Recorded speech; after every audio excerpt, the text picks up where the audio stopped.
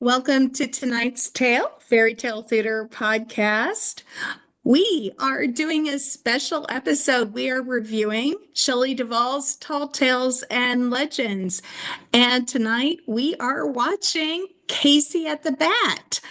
I'm Emily from Atlanta, Georgia, joined by my always beautiful co-host, Eric. Hi, I'm Eric from New York. And tonight we're joined by our very special co-hosts. So let's go around and introduce ourselves. Derek? Hi there, I'm Derek from Orange County, California. I most recently helped out in the Rapunzel episode of this podcast. Yes, we love Julia? having you. Hi, I'm Julia? from California, and I was the co-guest or host for the Rumpelstiltskin podcast. That's coming out tonight at midnight, Woohoo! Eastern Standard Time. So check it out. It's coming out soon. It's her premiere. We're looking forward to it. Can't wait. We don't even introduce this person. Melina. Hi, I'm Producer. Melina. I'm in Nunavut, Canada. My most recent episode was I did a tribute to Jenna Rollins at the beginning of the Rapunzel episode. And countless others. Countless And other yes. episodes. You're like the David McCharron of the Welcome to the Tonight's Tale podcast. She is. Anytime I can be of use. Anytime. Oh my God, I Um, love that. And we have a special guest that has joined us for tonight. Ceste. Ceste, you don't want to introduce yourself? Hey guys, I am currently in Cleveland, Ohio. I've been here for almost 10 years, originally from Washington, D.C. area. I've loved Shelley ever since the 80s when it was on TV and my sister would scream, "It's on!" We'd run downstairs. And then a friend of ours had a bunch on tape that we had never seen, so we went nuts doing that. And then when I was in college, they had them on VHS at the local library, and then I got to watch all the ones I had never seen before, so that was cool. I have only seen one of the Tall Tales, the one with Clementine. That was really good. And then I watched with a little bit of Shelley. some of the other ones. Yeah, I watched that the day she passed away. I was like, okay, gotta watch something new with Shelley. She's just too amazing. So, and then my I'm sure husband you and I bawled. watched Mother Goose Rock and Rhyme because he had never seen that. My sister and I used to watch that all the time when we were little. So, yeah, fun times. Oh, that was our first virtual watch party. Aw. Yeah, I'm sure you bawled watching Darling Clementine. That would definitely get me. If it was right after Shelley passed, I definitely didn't watch that one right after she passed. Yeah, But that one would have definitely got me. I have a student named Clementine, so it just cracks me up. I always get that Lord. song stuck in my head when I look at her. I'm like, okay, all right. Aw. Little bit of a preview, but the very first time I was able to even watch something with Shelley was when we recorded Rumpelstiltskin with Julia. And she could tell I was just not quite ready to do it. You did great, though. It's just, it hits us all in different ways. So, Ceste, I'm so glad you joined us. Ceste, did you watch Fairy Tale Theater growing up? Were you a big fan Yeah, I was growing born up? in 81, so it was on when I was really little. So, yeah. And how did you come across our podcast? I'm curious. I have never actually watched, I've never actually listened to any of the podcasts. I just saw this on the Facebook group. So, Oh, cool. Okay, well, welcome. The more the merrier. We're so excited to have you. yay. It's a treat. You'd like it. Especially me and Emily, we get tired of listening to just ourselves and our voices. So so we welcome any fans. We love Shelley fans. Shelley fans are the best fans. So all right. Well, I'm very excited. How many of you, by show of hands, have seen this? Okay, so just Emily and Derek. So yeah, the rest of us, it's fresh. I've never seen it. Wow. So I'm kind of excited. I mean, Melina, I'm excited too. I'm very excited because of Daddy Gould, Melina.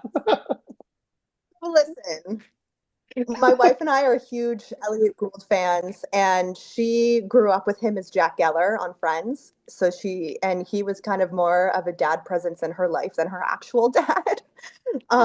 So that's kind of where the nickname Daddy Gould came from. And then I showed her Bob and Carol and Ted and Alice and MASH and all of the stuff from the 70s. And she was like, I'm uncomfortable. She was so used to seeing him older. He went from daddy to daddy. Comfortable. Daddy. He went from daddy But to like daddy. Daddy. Yeah. Because I don't know. I'm just such a huge Elliot Gould fan. And like I have a tattoo of him and Donald Sutherland and MASH together that I got last summer when Donald Sutherland passed away. So like if I give you a spot on my body, that's like a big deal. So I'm like a huge Elliot Gould fan. The Jenna Rollins one. When I first saw Friends, I was like, why do I know that guy? Jenna already. Oh, Ceste, I know exactly what you mean. And I was like, Fee Fi Fo. Oh my goodness, fairy tale theater. I'd seen that so many times. Yes. Oh, he's funny. He's a good one. I jumped out of my seat because I saw him. I don't know if you watched that new show on Netflix, The Lincoln Lawyer. No. And he has a recurring. I've heard of it. He has a recurring role on that, and I literally just jumped up. I was like, "Oh my god, it's Elliot Gould!" I got nerded out for a minute, as we all do when we see a fairy tale theater person. Yes, Carol Kane's in it. I remember when Barbra Streisand was like a guest star on, was like Johnny Carson, some early talk show, and she sang a song about her birthday, and she gave a different birthday, and she admitted she gave Elliot Gould's birthday because she was married to him. And I went, saying he was married to the giant from Fairy Tale Theater? That was her first husband, baby. Yeah. They have a son together. Yeah. They're only illogical. Jason, I think? Yeah. Jason Emmanuel? Yeah. Yeah, cool. I just remember I knew Barbra Streisand better as Elliot Gould's first wife. Okay, that's how I grew up. No judgment. No judgment. Just the order I knew. So, Derek, you and I are the only ones who have seen this. I'll let you go first. Oh boy, it's been a real long time since I've watched this. I don't really have a very specific memory or impression of this episode. I think my favorite tall tale and legend was Sleepy Hollow. Yeah, that was probably. I would say it's probably the strongest. Says Eric, who has seen all of like 4 of them. I've seen half of them. I've talked about this, Emily. I think I've seen about half. I think I've seen maybe 5. A certain family member made darn sure that we saw Johnny Appleseed because he was in that one too. I've seen part of that one. I didn't know that. Oh, then we'll have to do a watch party for that one because that has one of my favorite people in it, Martin Short. I love Martin Short, so it's my favorite comedian. I think is in that. Molly Ringwald is in that too. Yes. Your dad was in Johnny Appleseed. That's cool. Yeah, I had forgotten until we started talking about Tall Tales Legends. I go, wait a minute, that's right, he was. So I was just looking it up right now to try and spot him, and I did. Oh wow, that's so funny. If anyone's been paying attention, Derek's dad was in Princess Who Never Left, and we pointed him out when we saw him. He was looking pretty bored during Howie Mandel's bit. Oh my God, how funny. Probably had to sit through it too many times. Okay, I will say I remember actually seeing this in school. I'm pretty sure I was in 3rd grade. We were actually reading the poem Casey at the Bat.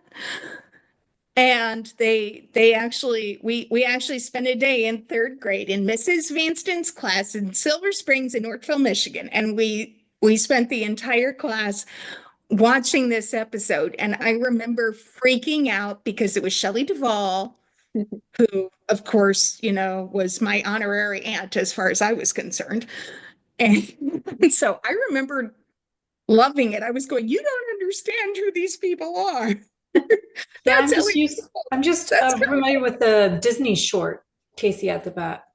No, I didn't know that. Yeah, I did not it know was in the one. Make Mine Music series. You're right, there was one.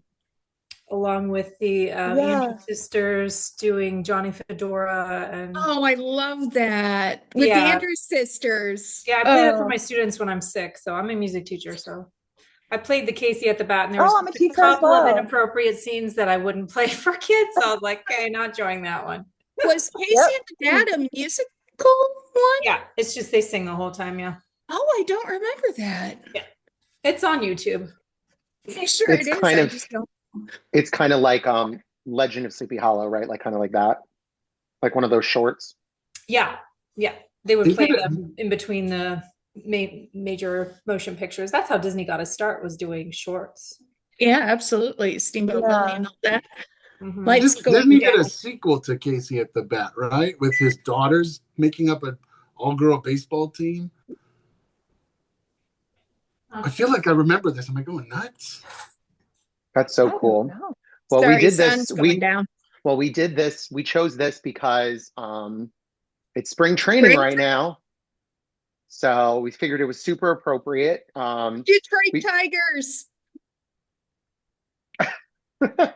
I don't follow sports at all, except for the hockey game the other night.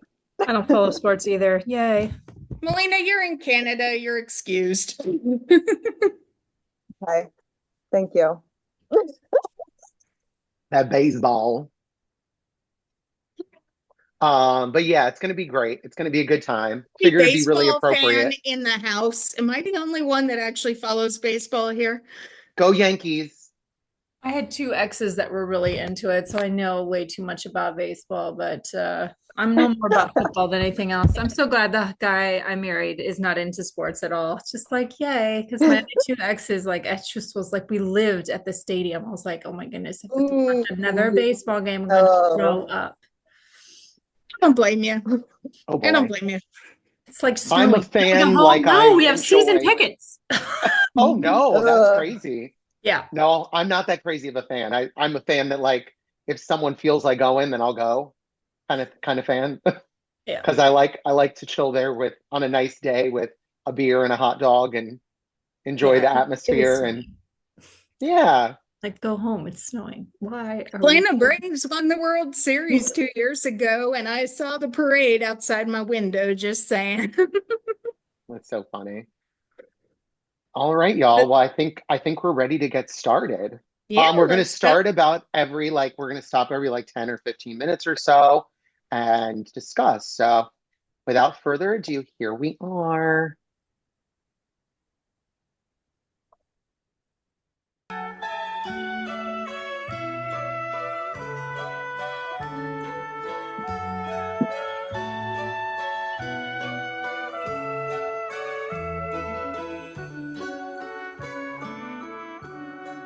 Babe Ruth, Lou Gehrig, Willie Mays, Hank Aaron, Reggie Jackson, Pete Rose.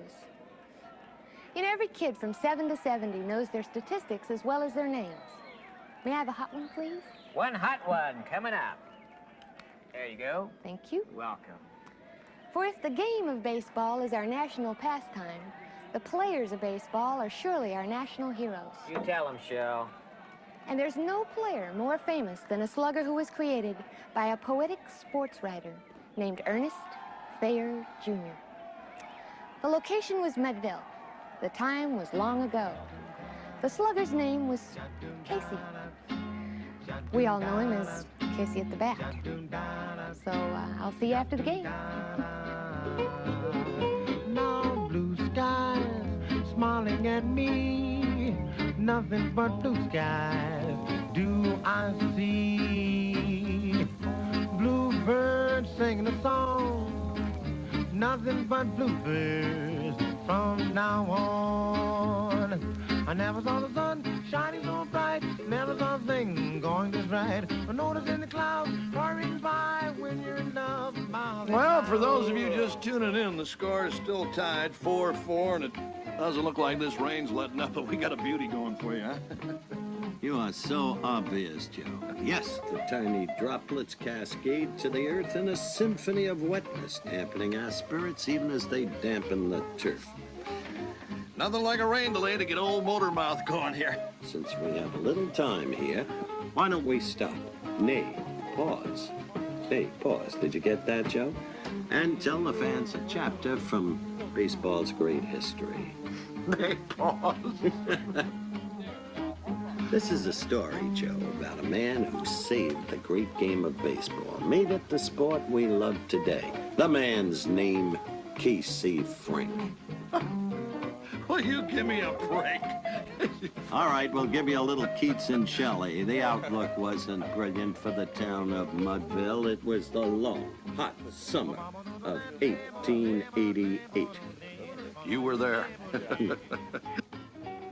Mudville was like any number of factory towns in America that sprung up like crabgrass after the Industrial Revolution. Except in Mudville, they didn't make steel or iron or tin. They made mud. They even had a mud museum. The biggest factory in town was Mudville Mud Co.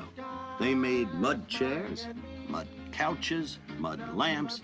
Everything for the modern house could be made out of mud. The man who ran the company was a fellow named Big Jim Undercrawl, or, as he was known to the town, as Boss Undercrawl, or sometimes Boss Big Jim Undercrawl. But despite his name, he was not a kind man. He was the sort of guy who would sell his own mother and charge extra for shipping. Men, we're gonna change the way we do business around here. We're firing all the workers at the factory and we're installing automated mud forging machines. What do you think of that? An excellent idea, sir. An inspiration. Can it, you toadying little creep. This brings me to a little problem. These machines let off an unpleasant waste side effect, a byproduct called sludge. Now, unlike the sludge that shows up at a family reunion, this stuff is hard to get rid of, so we're gonna need a dump site. After considering several of your homes, I have decided on the following alternative. Smiley. Oh, the White House, the EPA. The map! The map! The map, the map, the map. Out of my way. This is Mudville Stadium, home of the Mudville Hogs, the losingest baseball team in the country. The stadium is owned by the widow Bleacher, who has agreed to sell it to me for $500. This won't be no problem, just as long as the old bat doesn't die before then. Any questions? Well, yes, excuse me, sir, but the Mudville Baseball Stadium is the only baseball stadium on the planet. That's where all the teams go to play. If you turn it into a sludge dump, where will people go to play baseball? Nowhere. That's where, you hand-wringing turnip. Nobody goes to those games anyway, except losers and degenerates, and they don't even brag about it. No, sir, I was just... Can it, you little hydrant? You know what I think about baseball? I think baseball should exist as a sleep aid for the chronically awake. Any fool that wants to go around knocking a strange little round object with a long stick ought to join a chain gang. That's what I think. What do you think? Chain gang. Oh, chain gang. Oh, yeah, chain gang. Yeah. All right. Yeah. Then it's settled. We put our dump site here. And baseball be damned. Baseball wasn't only in its infancy, it hadn't even been born yet. You could hardly call it baseball. At this stage, whatever it was hard to like. Look at those guys. Boy, what a dumb sport. Play here, Slider. Now, how come you're here every day? It's only because my house burned down. It was between this or sleeping by the railroad track. Tomorrow, I'm gonna try the track. Well, you just wait and see, Charlie. Baseball's a great game. Someday it's going to be the national pastime, right, Slider? Come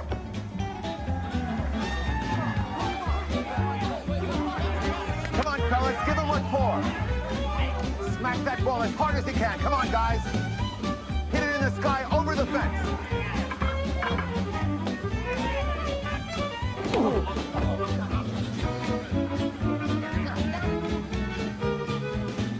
Hello again, everyone. Ernie Thayer on the Mudville Telegraph Network. And this is Joe Thayer, Ern's color man, bringing you exciting Mudville Hogs baseball action.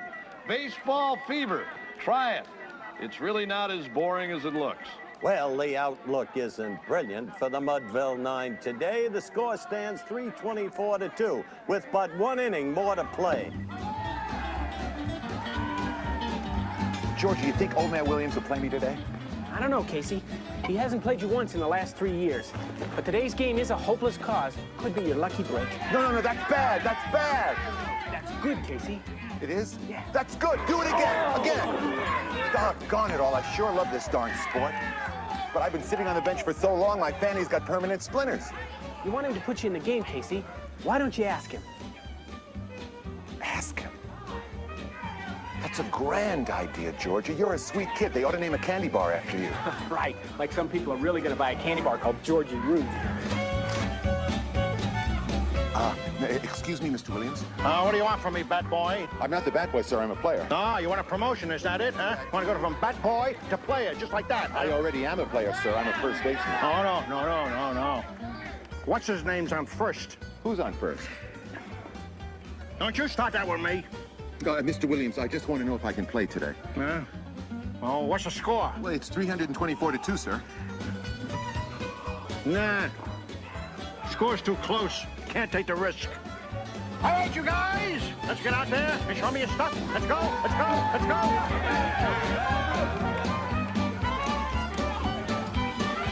Baseball's gonna be big, Charlie. You know who's gonna make it happen? Casey Frank. He's gonna make baseball into a national pastime. All he needs is some confidence. Slider, we got our work cut out for us. That's right. So, after another discouraging day at the ballpark, Casey went to dinner at the home of Barbara Dent, his fiancée. Barbara was the girl next door, a kind soul who worked hard to support herself as a typist. Unfortunately, the typewriter had not yet been invented, so Barbara suffered long periods of unemployment. Barbara! Daddy's really looking forward to seeing you, Casey. When's that good-for-nothing off getting here, anyway? Casey's here, Dad! Oh, darn. Thought he might have gotten hit by a milk truck. Don't mind my father, Casey. He's never quite himself until he's had a nice bath. He's had a hard day at the mud factory. All cleaned up.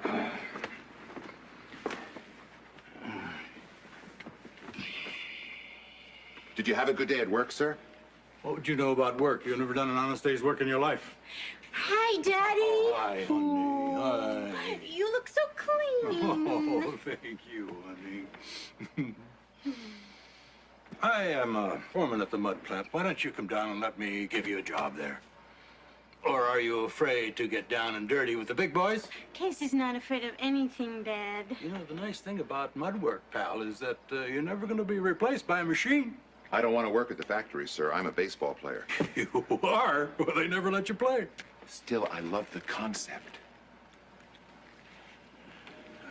Barbara, whatever happened to that nice dentist you were going out with, Billy Gumbel? I used to like him. You remember, Daddy. He moved to Nevada and was caught strangling a cow. He's in jail now. Still, he was a nice boy. Mr. Dent, why don't you come out to the game tomorrow with Barbara? If I'm no good, I'll quit baseball and start a career in mud. But if I do well, you've got to let me marry your daughter. Now, that's a proposition that interests me. It's very dramatic.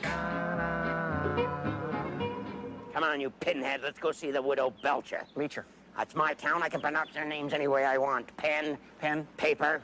Blotter. Pacific Red Snapper. Pacific Red Snapper. Sir, what do you need the Pacific Red Snapper for? I don't, you antediluvian doorknob. I'm just exercising my power randomly. Oh, Yes, my darling, you will be.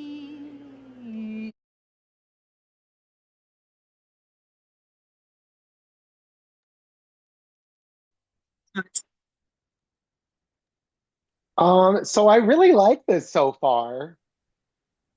It's funny. It's so cute.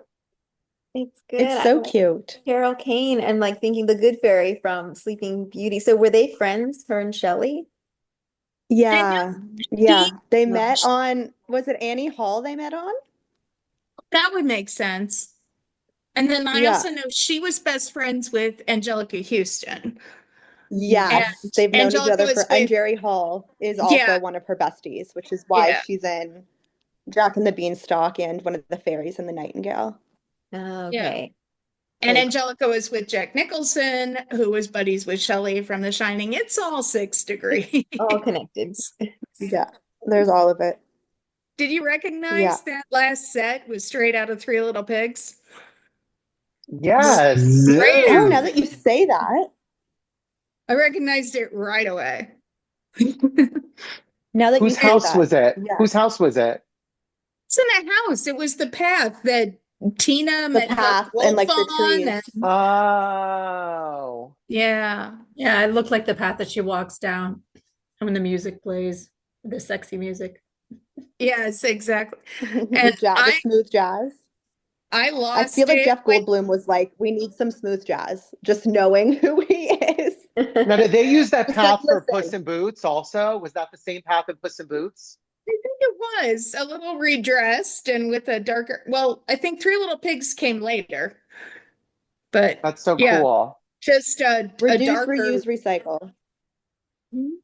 Well, they didn't have a ton of money, so Yeah, that's just it just looked exactly the same to me as Three Little Pigs, exactly. And I lost it when he good goes, catch. "Who's Good on catch. first?" Oh, that was great.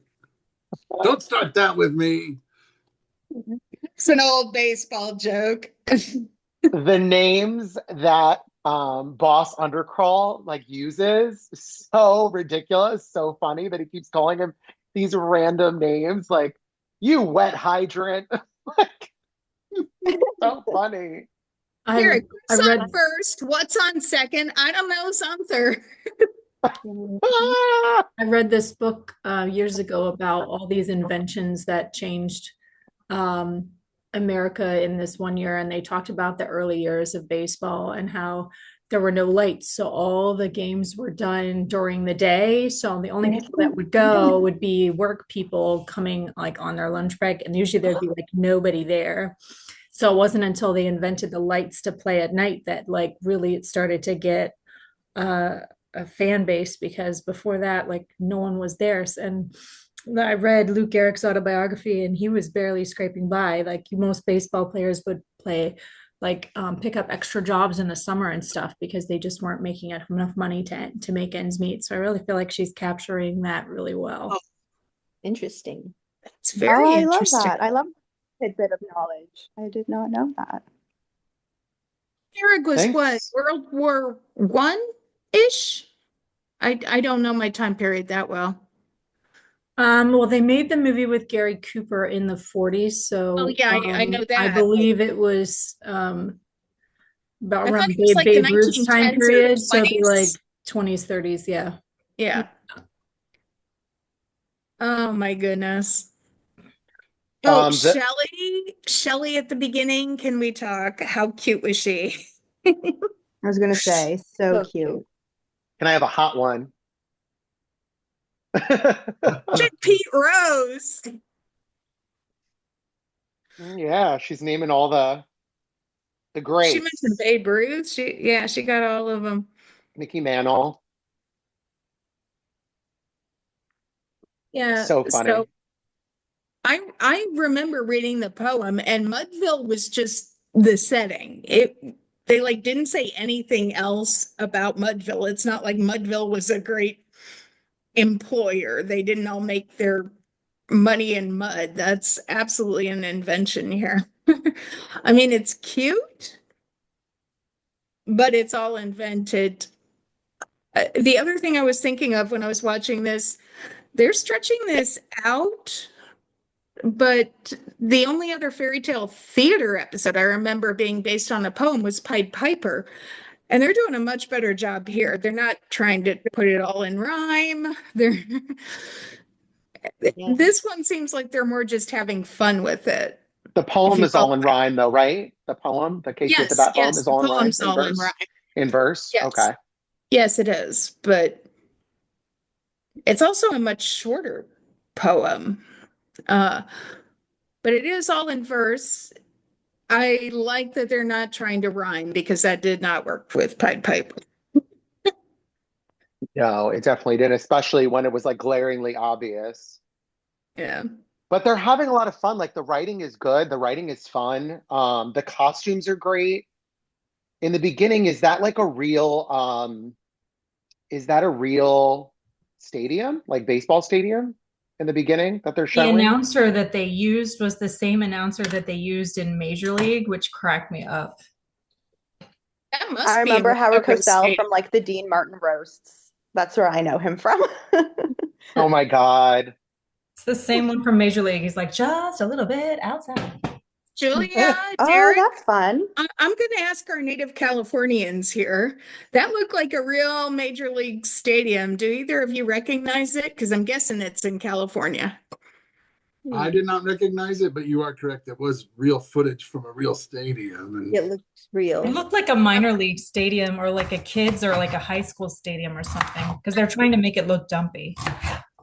Yeah. No, I disagree with you, Ceste. I mean, at the very beginning, that was stands and everything. That looked Major League. When they cut to Casey, that was a lemonade stand. But the very beginning, that looked like a real Major League park to me. I was wondering if it was Dodgers Stadium. I don't know. But they could have used a minor league. They could have because it was cheaper. I've I'm been getting to into minor mine. league Budget wise, that stadiums. would make more sense. Well, I think they were using some B-roll footage. I don't think they actually shot that specifically for this episode. no, Good I'll call, agree with Derek. that. Good It call, was Derek. half empty. But I've been to minor league baseball games. They're nowhere near that big. Although I did think of the minor league I used to see based on the name. I used to go see the Toledo Mud Hens all the time. I've seen 3 different minor league teams in 2 different states, and it looks very similar to something like that. Really? The stadiums were that big? Oh yeah. Okay, Toledo Mud Hens would be very envious because So the they definitely director of this episode is David Steinberg, and he was famous for he has a really big comedy background. Curb Your Enthusiasm, Weeds. Makes sense because this Seinfeld, Friends. He's been on a lot. He directed a lot of different comedies over the years. So You know it what, makes Ceste? sense. I'll back off because I remember the Rochester Red Wings when I lived there. They had a big stadium about that same size. I think you're right. I will stand corrected there. There's 2 here in Cleveland for minor leagues, and they're pretty big. And then when I lived in DC, I went to the one in Woodbridge there twice, and it's pretty big. So we sang the national anthem there with my choir, and I was impressed, like how big it was. Woodbridge, my cousin lives there. Yeah, I grew up in the DC area, so Springfield, Virginia, Woodbridge. Small area, small world. Yeah. Okay, how cute was Elliot Gould and how bad was his outfit? It's like 3 different kinds of those stripes. pants. I love those pants though. I love the way he kept playing with the suspenders. This is so funny. Yeah. He's adorable. Oh, Daddy looks so good. He's so cute though. He's so cute. And what I love is how he genuinely like loved doing stuff like this. Like I don't know if any of you have seen that cameo he did when he was asked about Jack and the Beanstalk, and he was like, "This is for all you fairy tale theater fans, and I am one as well." And I was like, "Oh!" I have the link saved that I can send you where he talks about how much he like loves Oh, doing can you it. send that? I need to see that. Yeah, I'll send it to you. It's so cute. Yeah, I saw it too. It was so cute. I just melted. I haven't Yeah. seen it, Oh. but I am the one who started the craze. I made the mistake of asking Rex Smith to do a cameo video. I thought that was so cute. Huge, and I mean, it blew It up was from there. He's singing along to Everlasting Love. I thought that was so cute. I love him. I had the biggest crush on him. I gave him like $40 to sing a song to me and my friend Grace, and I'm like, just send it to some fairy tale theater fans. Give them a thrill, and then And then it blew Let up me from say, Rex Smith, he aged pretty well. Oh, yes, he did. He still looks pretty Yes. good. He does. He can Have you still seen get his it. son Brandon?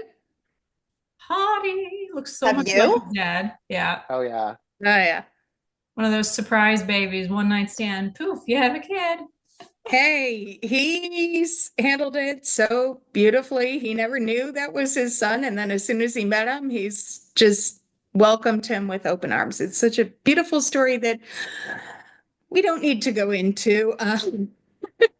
Where are we? I lost track. Let me just say, I love Carol Kane to see her again. This was so smart for Oh, I Shelley to love get her her. again. And her introduction had me dying. I don't know if anyone saw my face, but I was dying. She's a typist before the invention of the typewriter. So I thought she that was was a hilarious too. typewriter. Yeah. She suffered long periods of unemployment.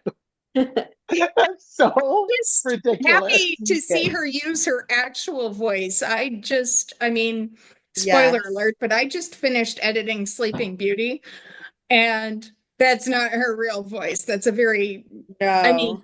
it's not, how do I put it? And she uses a fake voice for Princess Bride too. So Well, I mean, it's not like she Yeah. was using a special microphone. That Sure. is actually her making her voice sound like that.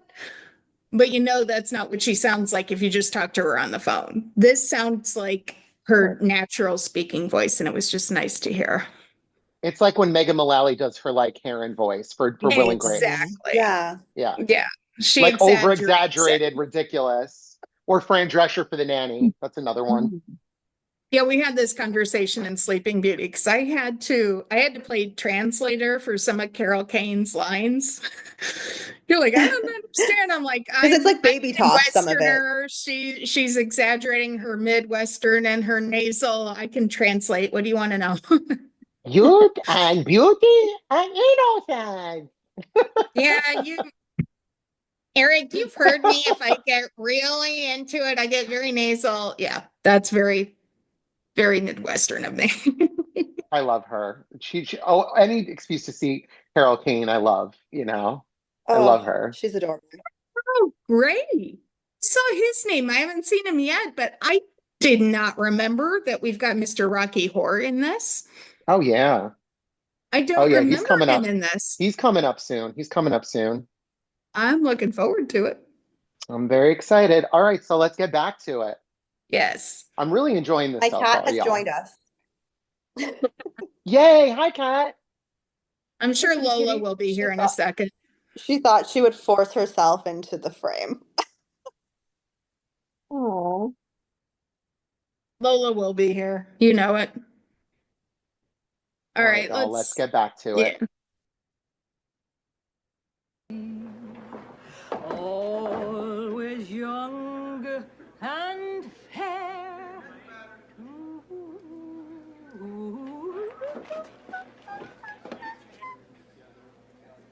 Mrs. Bleacher, how good to see you.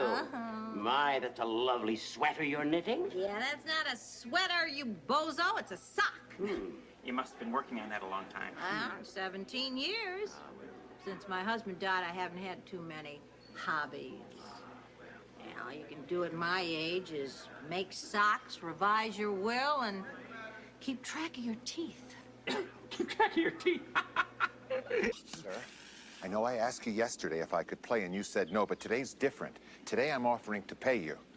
Oh, Casey Frank. How'd you know my name? I've been watching you, boy. I'm a big fan of yours. Sure, if what sport? Sitting? Look, let me introduce myself, huh? My name is Gum. Pop Gum. Hi, Pop. Casey, I think you could be the biggest baseball player ever.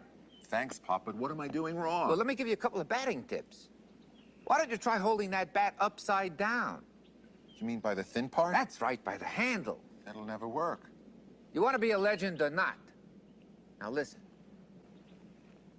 This is a magic potion kind of thing, my own special recipe. I'll bring it to you before every game. You just rub it on your bat, and every ball you hit will be a home run. Get out. Stop being so negative, you big lug. Think positive. With this potion on your bat, step up to the plate. You relax. You take your swing, and it's in the seats. You know something? It's crazy. But it just might work. Oh, Barbara,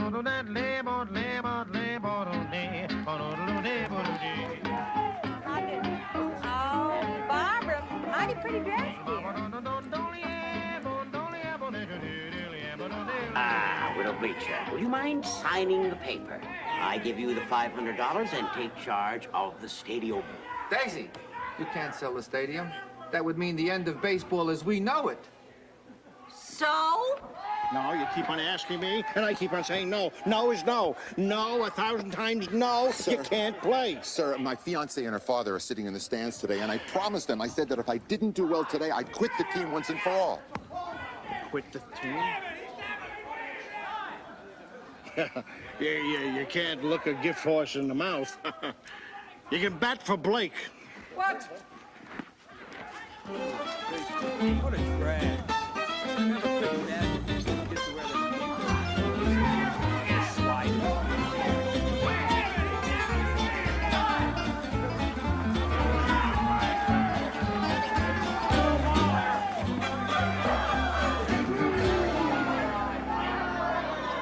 Barbara, what do you see in this, Casey, anyway?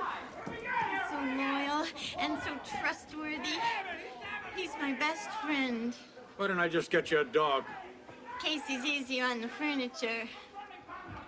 Go, Casey! Show where you live!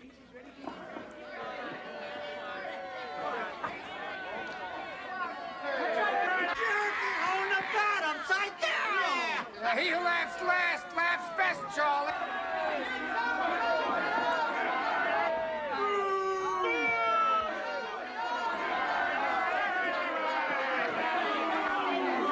Can we go now?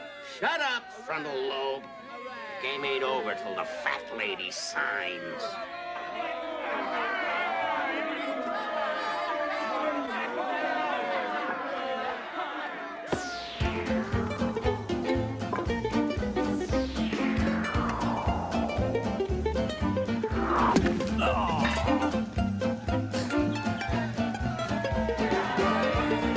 That home run was just a beginning. Casey hit 20 home runs and the Hogs won their very first game. Before long, the players would improve. The excitement would build. And because of Casey, the Mudville fans would come alive. That crowd is jumping up and down like a bunch of kangaroos on a hot stove. I'm beginning to think that this stadium's worth a lot more than $500, like $5,000. We had a deal. Yeah, we had a deal. And the next time you call me a fat lady, don't do it in my good ear. Come on, drip dry. That was some game, wasn't it, Daisy? It was kind of fun, wasn't it? But why does that guy wear a mask? Oh, that's the catcher. You know everything about this game, Pop. Daisy, you sure know how to make an old man feel good. This was not just the beginning for Casey and the Mudville Hogs. It was the beginning of something much bigger. Modern baseball as we know it today. Casey, while not knowing much about biology and trigonometry, knew how to please a crowd. And he was determined to convert baseball from a poorer cousin of badminton, croquet, and tetherball into the most popular sport America has ever known. What you gonna do, 'cause you be the king of everything. 'Cause one is never too old to swing.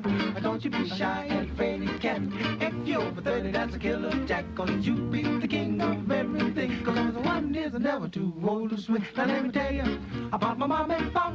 They do the boogie woogie by the clock. They turn the radio real down. So the neighbors won't hear them going to town. Get right in the groove and sing yourself. If you got a word, put it on the shelf. 'Cause you be the king of everything. 'Cause the one is never too old to swing.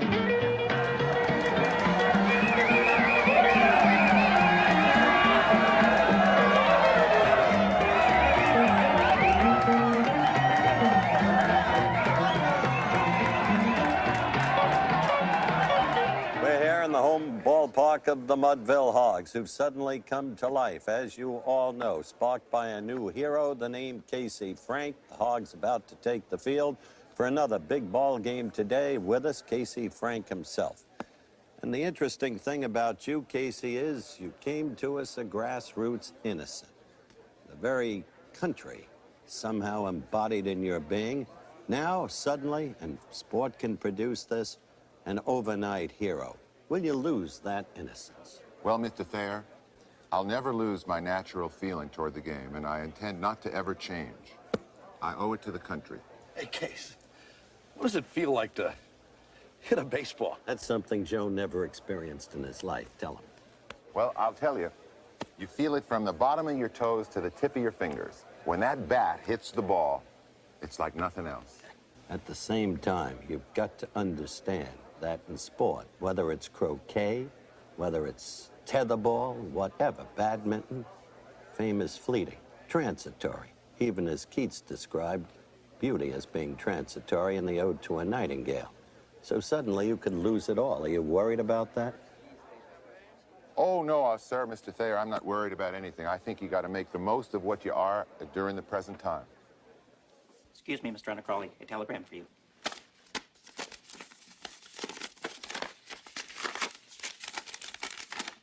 It's from the widow. She wants $20,000!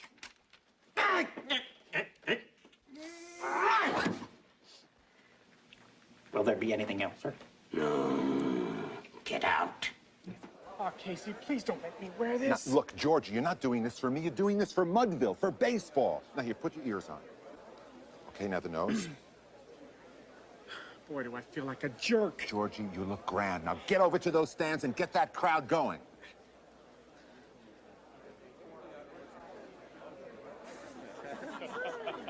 Go, Mudville!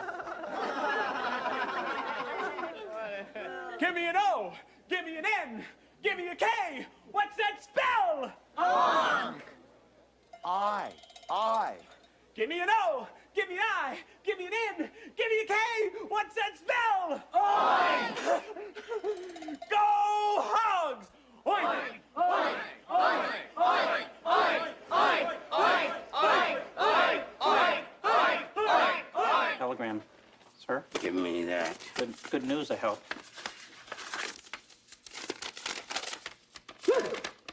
She wants 50,000! I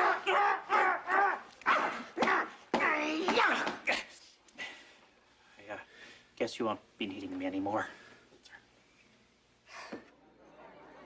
All right, now what is this big idea, Casey? Well, you know, I was thinking. Some folks don't like baseball because they say it's too darn slow. So you know what we need to liven up the slow parts? I'll give you a hint. We all do it in church. In church? Bingo? No, music.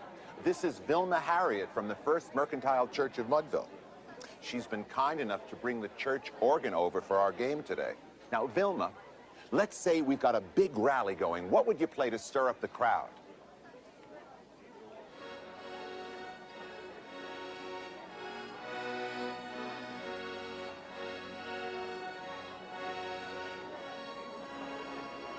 Well, gosh, that's beautiful and everything, but do you know something a little jumpy, Vilma?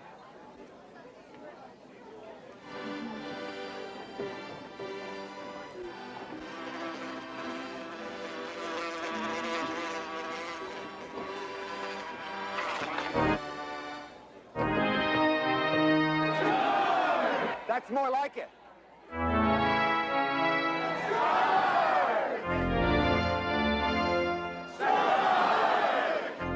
Excuse me, sir, a telegram for you. Certainly hope it's pleasant news.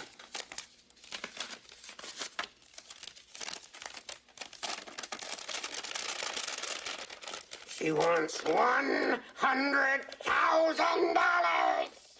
Don't move. But...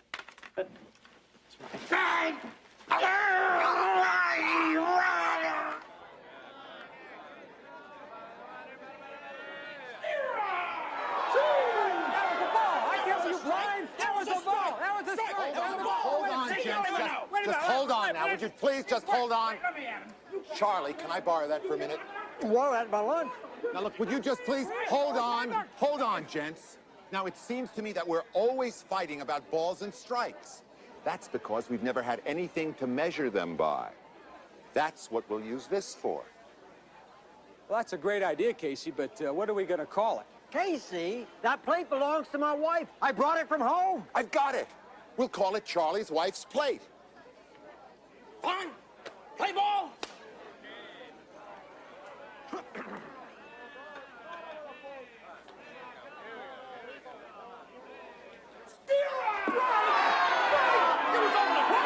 What are we going to do now, sir? Must I spoon feed you, you mindless tangerine? Only one thing stands between me and this stadium. Baseball. Therefore, I must destroy baseball. And how do I do that? Start night games? No, you turnip. By destroying its best player, Casey Frank. If I destroy Casey, I destroy baseball and the stadium is mine. Pardon me for saying so, sir. Aren't you jumping to a lot of conclusions? I have to. I'm a very busy man.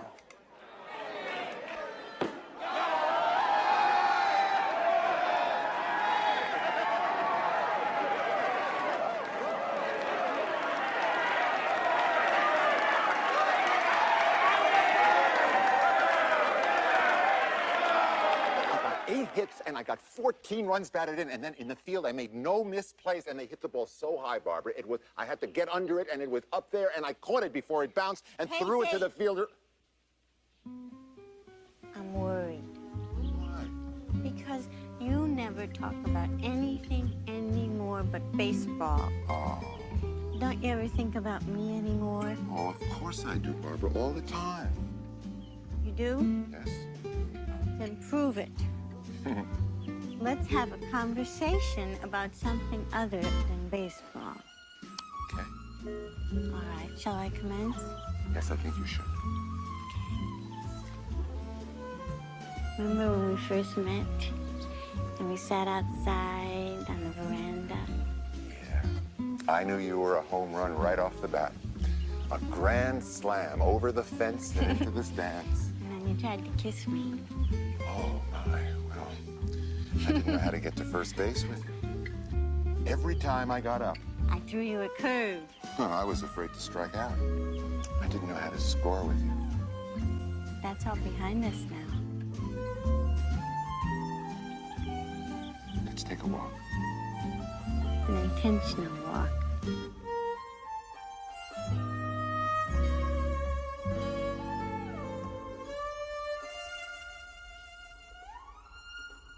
Excuse me, Casey Frank is here to see you, sir. Ah, not a moment too soon.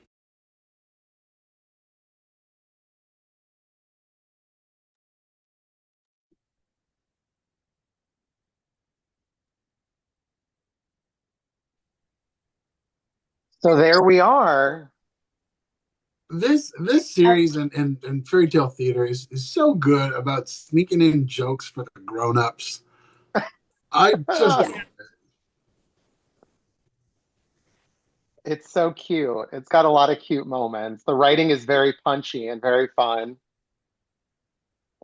What specifically were you thinking of, Derek? well, that one from earlier, the "Who's on First" gag. I don't know if many kids that were gonna get that, but the parents would have known. Oh yeah, totally. And, just this business about getting to first base with her and striking out. So cute. I love the costume changes. I love the yellow.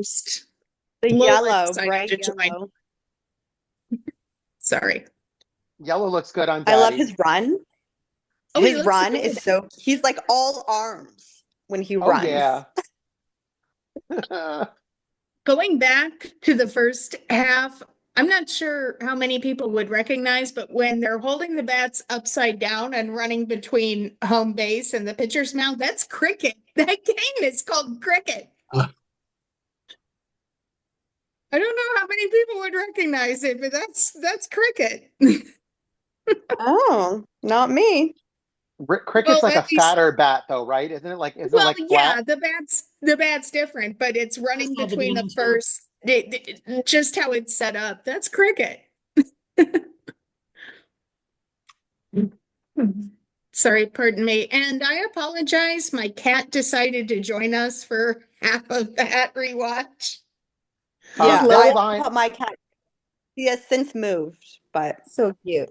she wanted that, some that attention. I love that her. line that Carol Kane does, "Go Casey, show them where you live." Is that a My Fair Lady reference Oh, where she's screaming yeah. at the horse when she's screaming at the horse race? That Move famous line. your beautiful horse.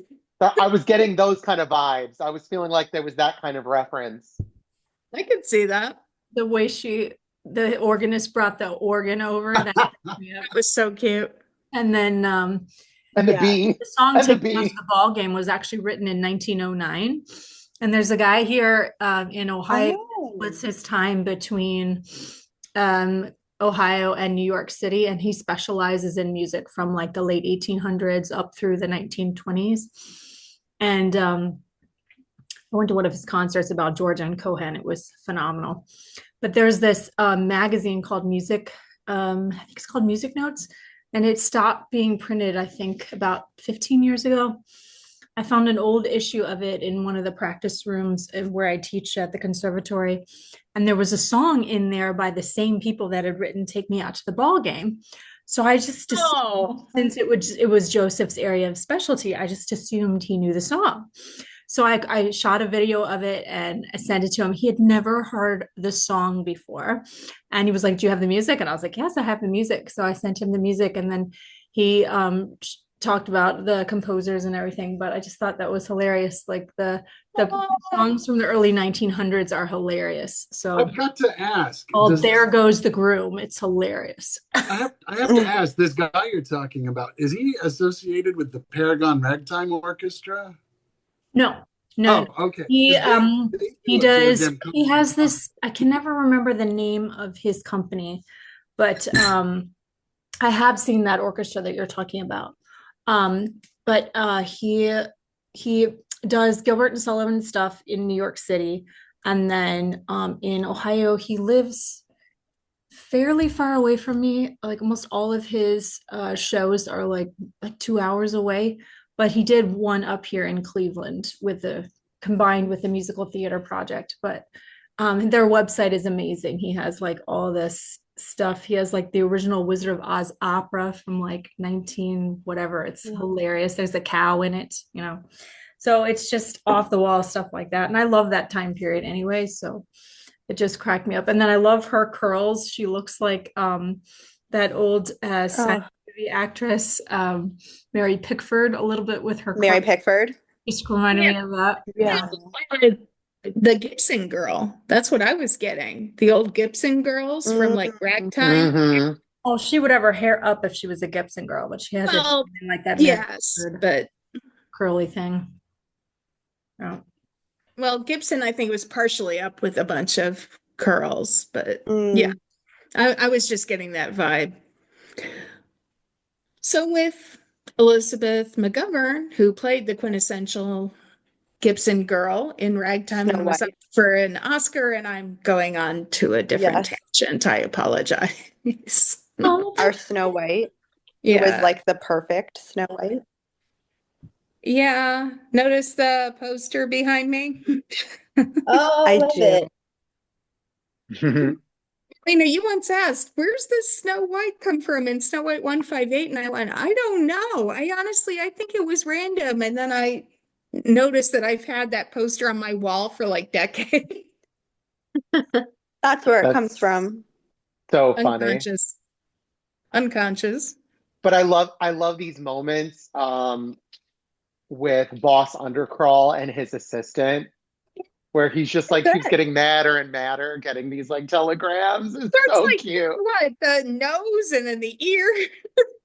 The ears and then the strangle. Yeah. I've never heard drip dry used as an insult before. It's so funny. I can't. What do we think is in the tonic for the bat? What do we think it is? Ooh, that's a good question. Like I'm not touching it. like actually in that prop bottle, you mean? Like in real life? No, but like, well, that too, maybe. Is it like Dumbo's feather, it's There were so many magical elixirs back then that were supposed to heal things. So I know, it's true. placebo. I have an original elixir like bottle cocaine from like was still recommended 1902. for headaches, so you never know what could Cocaine was in Yes. Coke at that time. Cocaine, heroin. Yeah. Let's lace it with some other stuff. Headache reliever. You got a cold, we'll make it better. Yeah. It's Pirelli's magical elixir. True, sir. True. I love it. It's so cute, though. I It's could like be taken a different way than how I was originally interpreting it, but checking back in with the poem, because I did brush up on the poem. The poem starts with Casey already being like the hero of baseball. So I kind of understand what they're doing here, which is they're building up how he started kind of as the guy on the bench and kind of made the game that big. They're kind of telling the backstory. I respect it. Was it necessary? No, but in terms of fleshing out the story, okay with it. It works. It makes More of an sense. origin story. Yeah. The poem just picks up like way into this. It just starts with him already being the hero. Like all of Mudville was already rooting for Casey at the bat. They were already rooting. They already knew he was the hero. So they're just telling the background here, which is fleshing out. Get it. It works. I think it's cute because then you're like, you have the organist who's like swatting away the bee, and like she comes up with a charge. Like that's so cute. It's kind of corny, but it's kind of like, that's the point of these tall tales. It's like trying to be like, oh, that's where that comes from, kind of thing. So for kids, it's kind of cute, but it's corny, but it's cute. I don't know, I like it. It's endearing. It makes it endearing. Peak 80s. I wasn't born yet, but peak 80s. I wasn't born yet, but peak 80s. Some of us were in elementary school, and some of us were just born.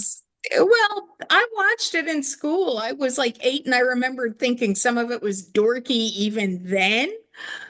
Well, this came out January 20th, 1986. So I wasn't born. I wasn't born yet. Well, I couldn't have watched it then. I must have watched it in like 89 or something. I must have watched it after it came out on VHS, but well, it had a Playhouse release, so yeah, I was not in 3rd grade in 86. Thank you. I'm not quite that old. But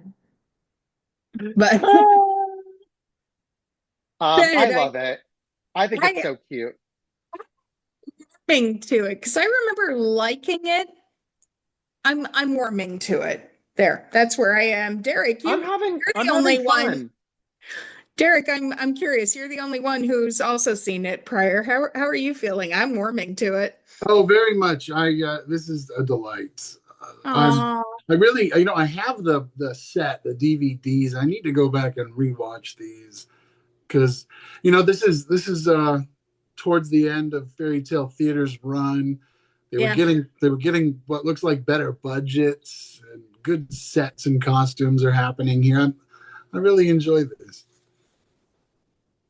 They definitely try to make it different. You could see where they were trying to make it a little bit different than Fairy Tale Theater. I don't know. This is probably one of the better ones. This and Legend of Sleepy Hollow. I've seen clips of a lot of the other ones. Good too. Annie Oakley's good. Jamie Lee Curtis. Yeah.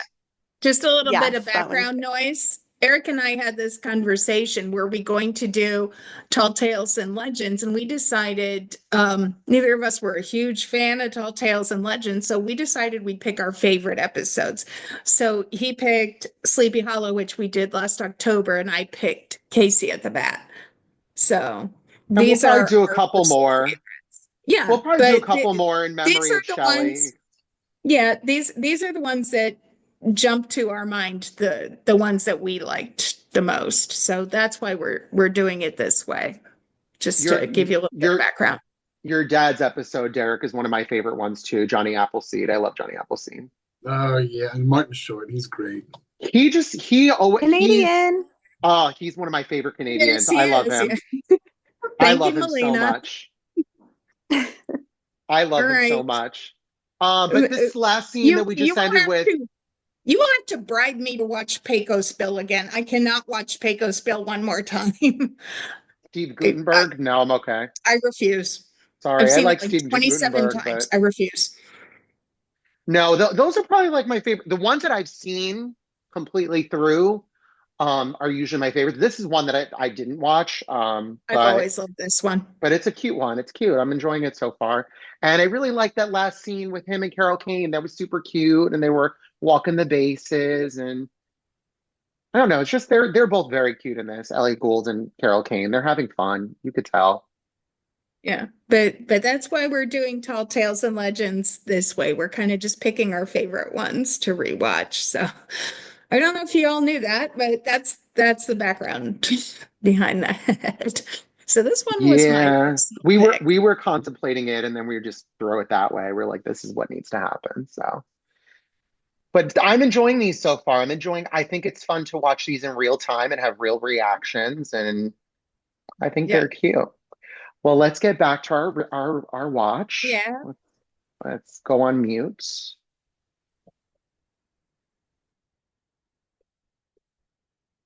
Well, send him in, you spineless gutter snipe. Mr. Undercrawl's at the end of the table. Ha-ha! Mr. Frank! What a pleasure this is for me. I am a great fan of yours. Have a cigar. Well, any real fan of mine would know I don't smoke, drink, use cuss words, or snack between meals. 1,000 pardons. No offense, Mr. Frank. Step this way. Step this way. Please, please, have a seat. Sit you down, rest you. I have a little business proposition to discuss with you. You know, Mr. Frank, you really make it look easy when you step up to the plate and hit out all those home runs. I'm afraid it's having a bad effect on the Mudville youth. A bad effect? How? Well, I'm afraid the little boys and girls are going to come to believe that good things in life come easily.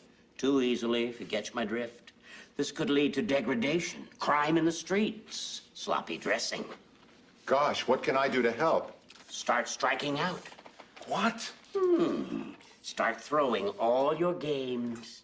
It's the only moral thing you can do. You must think I was born yesterday.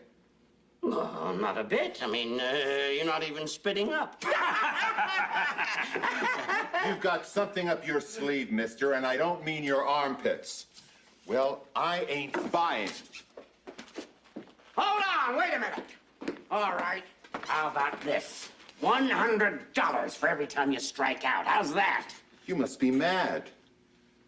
It'll be a sad day in America when a baseball player can be swayed by money.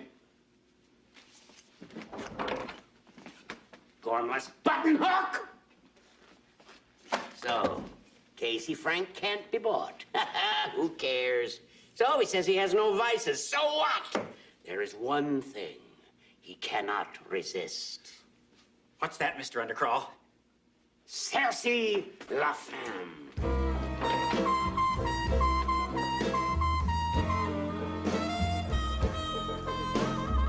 The greatest vamp on the European continent. I found her in the French army. What was she doing in the French army? Dating it.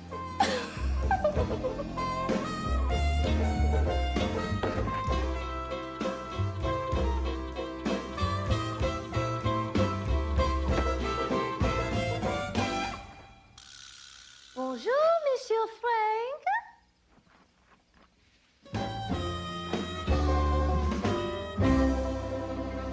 Are you talking to me, ma'am?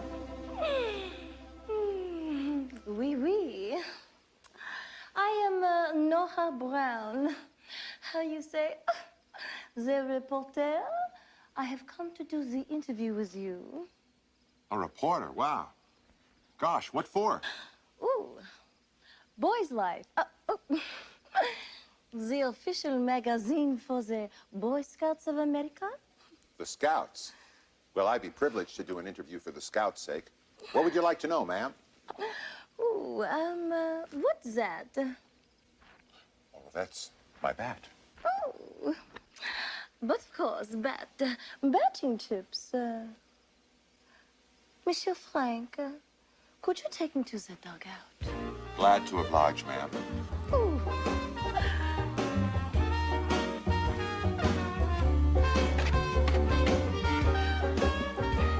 Oh, Monsieur Frank, you have such large hands.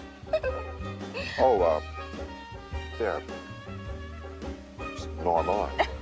I use them to get a firm grip on my back. No, but of course.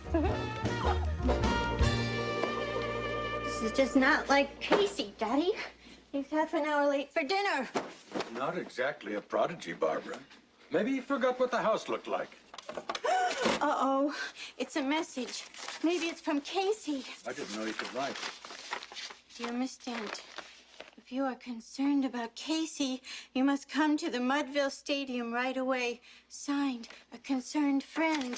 Something terrible must have happened to Casey. Let's go. Can it wait till after dinner? Daddy! Oh, Monsieur Frank, I'm such a silly little weakling. Now put both hands around the thin Could you part. help me, please? Certainly. Now hold on to that, but not too tight. Just put your hands. Barbara, hi. I can explain everything. Where's the rest of her dress? What? This young lady's a reporter for the Boy Scouts. Casey, why don't you just tell them, my petite Moulin Rouge, that we are madly and passionately in love? Come on, Daddy, let's go. I have to pick up an application for a convent. They're still accepting people for the fall session. Barbara, wait!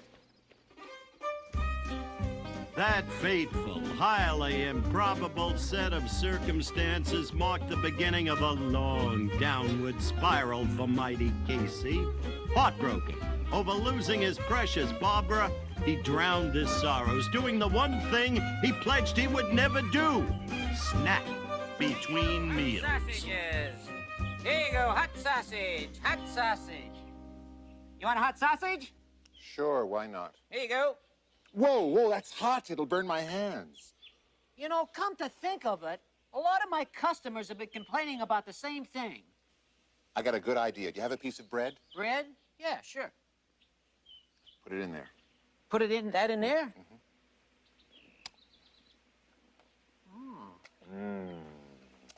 That's good. Food is good. It's loyal. It stays with you. Give me another one. Another one. Regrettably, like so many others who have been unlucky in love, Casey compensated for his loss by stuffing his face with hot dogs. In no time at all, the once trim Casey turned into an unsightly blimp, a barn, a dead ringer for a pregnant Arctic walrus. Soon, he came to the food stand even while the game was in progress. Boy, I gotta get a new belt. This one's killing me. Slap me a sausage, buddy. Casey, shouldn't you be on first base? I can't play on an empty stomach. Can I have a lot of mustard, please? Sure. Hey, do you think you can move your food stand into the stadium? Are you kidding? You think people want to eat these things in the middle of a baseball game? Whatever they don't buy, I'll eat. Oh, yeah? Come on.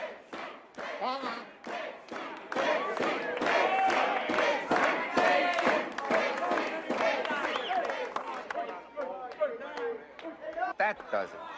Casey's letting these folks down. They're baseball fans, not whale watchers.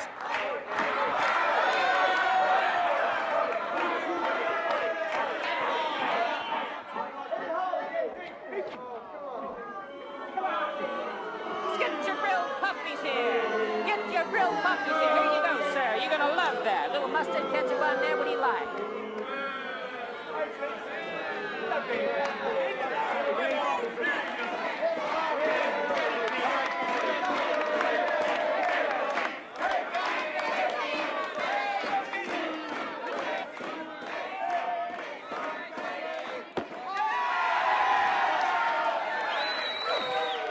Looks like an inside the park home run.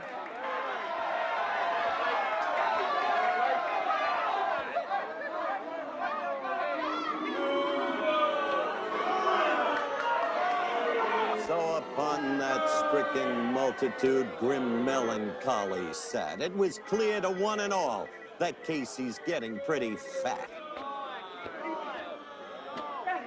Gotta do something about that boy before he turns into a walking Oktoberfest. You're not telling me anything that I don't know, Pop. I know that Casey has turned into a cow, a house, one big blubbery globe of a man, but what can I do? He hurt me. Barbara, let me tell you a story. Years ago, when I was in high school, I asked a girl named Daisy Mott to the prom. Well, she said yes. But then at the last minute, she stood me up for the captain of the badminton team, Alf Bleacher. You mean the widow Bleacher?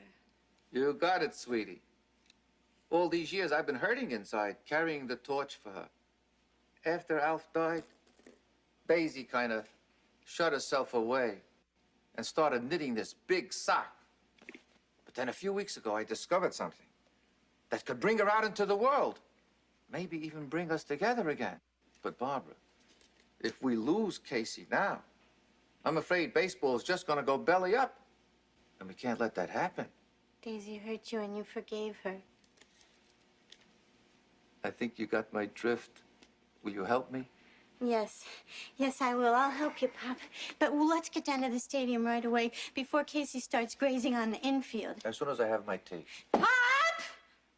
Mustard and bananas and coleslaw and ham and lamb chops with cranberry sauce and potatoes with coleslaw and knockwurst with cheese and pudding and cake and frankfurters with beans and candies with lollipops.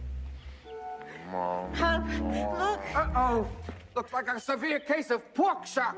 He's overdosed on grilled puppies. Oh, Casey, I love you. I love you, Casey. Would you pass the mustard, please? Oh, Casey, I'm back. I'm back. Oh, Barbara, do you have any pudding? No, but I wish I did. Will you cut Some the cheese. mush, you two love doves? We gotta get El Tubbo here on the road to recovery. Bob, I need some peanuts. Get up, Casey, and I'll give Come you on, everything Casey, you try. want. Come on, Casey. We got I know you can do it. Come Okay, on. walk Oh. the Pop. Hey, you must have put on 328 pounds. Okay. Oh. With Barbara's love and Pop's faith, Casey's discipline soared. He was able to push the food away, slim the pounds down to a precious few.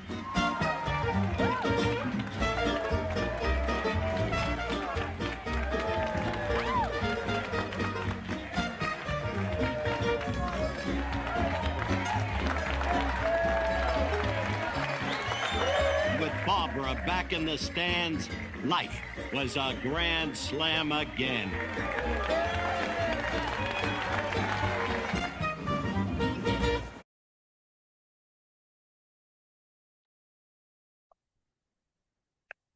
So, Emily, how are we doing so far with the comparison to the poem?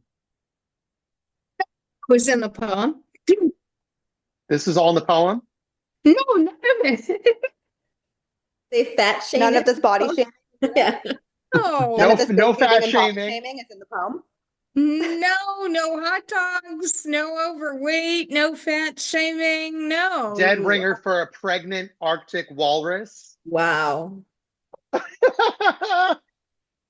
in the poem. How rude. How Could have done rude. without it, won't lie. How dare you? That's daddy. How dare you? Yeah, how dare you? More daddy goal to love. Is this supposed to be empowering? Because I'm just insulted. Yeah. It's not And aging. anyone else that's single that was feeling Casey when he's like, food is good, it's loyal, it stays with you.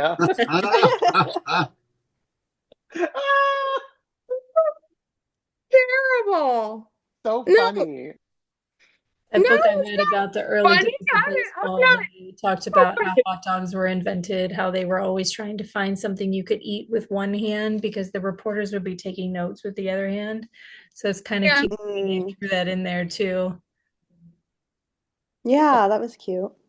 It is cute how throughout the episode they're showing how different parts of baseball came into being. That part's cute, but I'm not Baseball okay. lore, Y- perhaps. y- Yeah, but I'm okay with this last. Just not okay with it. Problematic. Well, it strikes Just a me as little problematic. Yeah. very 80s and old Vic Tanny commercial, you know? It's Yeah. once he gets to Vic Tanny's, he can be fit and he can win the big game. The poem had nothing Yeah. to do with his weight at all. It doesn't even At enter the all. It was all just conversation. about talent. Yeah. And Interesting. it's kind of more of a commentary on arrogance. Like he knows he's the big man in town. Okay, he's the Tom Brady, for lack of a better comparison. He's the big shit. And he walks in and he just lets the first two balls go past him because he knows he's awesome. And the crowd goes, "Hey, dare you call strike?" And he goes, "No, I've got it. I've got it." And then when the third one comes, he swings and he misses. And everyone's just silent because how could he miss? That's kind of the point of the poem. It's kind of more about arrogance. So I The see. Disney short is interesting because they don't show him like fat, but they show him like the normal caricature, like overly top heavy, and they definitely show the arrogance thing and they show him crying at the end. So yeah, I vaguely remember it, but what you're saying rings a bell for me. I can hear the song in my head. Casey. This was sparking my memory. I don't know if any of you guys seen the movie The Babe with John Goodman, where he played Babe Ruth, but it was like I was remembering that where like Babe Ruth was like infamously known for like becoming very, very fat. And Oh yeah, he had a major eating problem. so that was like a reference. It was almost like referencing Babe Ruth for me in a way, you know? Good point. And Emily, was there a French prostitute in the poem? No, I need to know where this. the hell did that come from? Are we not going to address that? We're So not going that's to address Ray the hooker in the Dong. room. That's Ray Dong Chung, and she actually has a really huge career. She has like she was in The Color Purple. Oh wow. Oh. She Now was I will Squeak. She say was this. Squeak in The Color Purple. She's been in a lot of things, but that one I like think I jumped out know at where me. that character came from, and it ain't from the poem. It's from a great musical that my little cat here was also named after, called Damn Yankees. Oh. That's Lola, yeah, exactly what they whatever were doing. Lola. Exactly. She was totally Lola from Damn Yankees. And my little cat who was here earlier, her name's Lola. I named her after Damn Yankees. Oh, cute. So I got that right away when she was going into the dugout. I'm like, "Damn Yankees." That's And Great Carol Kane. And memories. Carol Kane. Where's the rest of her dress? See? yeah. And in Damn Yankees, she famously does a striptease. So Oh. If I Okay. great remember correctly rendition. from the Lou Gehrig book, he actually got along really well with Babe Ruth, and he was like, someone was assigned to help Babe lose weight and to like follow him around that he wouldn't gorge himself. But again, he Okay. was basically raised like in an orphanage, so once he got all that money, like he was just like splurging on it all the time. Whereas, Lou Gehrig actually had a wife and everything, so. He was from Oh. Baltimore, wasn't he? I think I've been to his Yeah, house. there's a orphanage. They've turned the orphanage that he lived in into a museum. I still have Yeah. never been there, but Yeah, I think I've been to his house in Baltimore. Yeah. Okay, this actually brings it together. They're not just doing the poem, Casey, at the back. They're bringing in a lot of baseball lore. Yeah. That's why I'm getting damn Yankees, you're getting Babe Ruth, Lou Gehrig. Okay, this All the is references. making more sense. I'm kind of a little bit more okay with it now. Anyone else? I really like where it's going so far. I mean, I like how they fleshed it out because it's like got a lot of good references for, older people. I like the references to baseball lore and how like all the traditions started in baseball. I think it's just really smart and it's really cute. Whoever wrote it did a good job. They had a fun time and they did a good job. Normally, I don't like when they're super fleshed out. Emily and I are never a fan of that, but I think Yeah, this is Goldilocks, cute. yeah. I think it's cute. It's fun. They're having fun with it. And you could tell they're having fun with it. And I even love that. Even though it's kind of dorky and stupid, but I kind of like the idea of Barbara's dad, having this like backstory with the widow bleacher, and her name is Daisy. Okay, okay, Gatsby Yeah. reference. So it's cute. It's fun. It is cute. I love it when you can tell the actors are having fun. Like, you Yeah. cannot tell me when he is doing that run with his arms. Like, he is loving it. So cute. Yeah, oh my God. So cute. You can tell they're having so much fun. They are. They're just so cute. Like he's dancing when he's tagging the bases. And then the And little Yeah, oh, that's a Mudville, good, home yeah. plate thing that cracked me up. I love that the bases are like so poor quality that he like kicks them and they like go flying. Like they're not even like real bases. That's the way they had them though No. back in the day. They were not. Hmm. That's the Oh, way really? now It's true. I It's historically accurate. right. Oh, good. Okay. They did not have. Yeah. I It's wish still they in like its put like a infancy, spitball baseball. thing in there because like spitballs were not outlawed till like 19 like 30 something, and they talked about like how the baseball would have so much crap on it. It was like impossible to like hit because of all the spit on the spitballs on it. Ew. Those baseballs are. I played softball, and those baseballs were like bigger than my head. What the heck's Yeah, those going are on over huge. there? Those big hands. They were talking about. Oh, Lord. No, I played softball. Softball, by definition, is bigger, but they weren't that big. Yeah. So funny. They're like the I size of croquet balls or something. Someone's gonna lose an eye. Uh, I love that. kind of glad I recommended this one, honestly. It was very Derek, any thoughts? It's been taking me a while to place him. This guy who's playing Pop. I just realized it's B. Arthur's husband on Maud. Wow. And I Oh. love that show, and I can't believe it took me so long to figure it Oh, out. I'm like, I Maud. know this guy from something. Wow. Bill Macy. Yeah. Good Bill cat. Macy. Does anyone recognize Charles Gray yet? I've been looking for him. I haven't recognized him yet. He is Mr. The Dent. Okay, who's that? He's one of the guys in the board. He's one of the guys in the boardroom. the Okay. criminologist? Yes, exactly. Thank you, Derek. Thank you. Oh.